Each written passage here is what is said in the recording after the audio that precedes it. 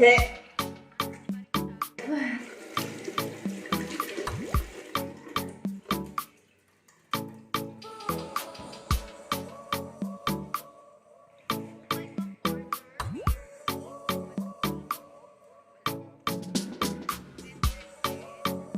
hi guys.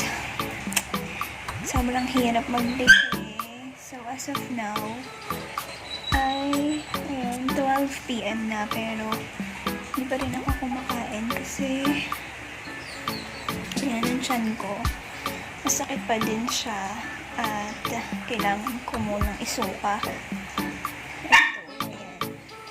Ayan, masakit na yan.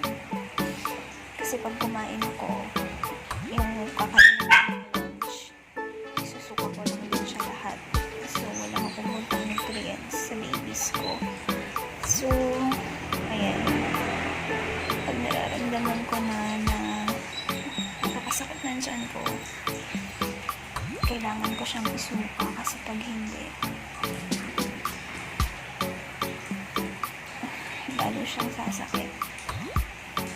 Masakit din yung ulo ko, guys. Pero pagka nairaos ko na to, pag nasuka ko na siya, okay na ako. So, naantay ko lang siya.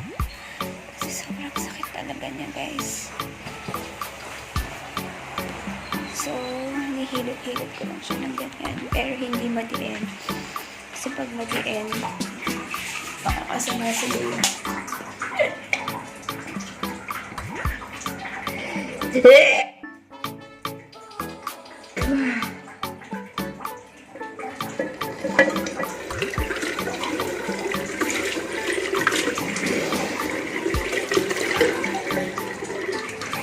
So, lagi akong ganito pag umaga.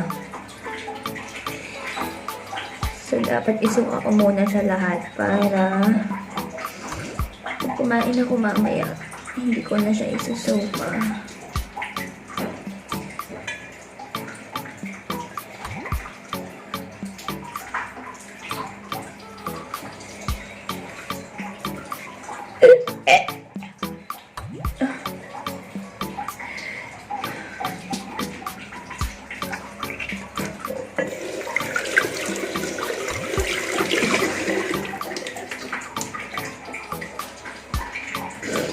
Hanggat hindi nawawala yung sakit ng sikmura ko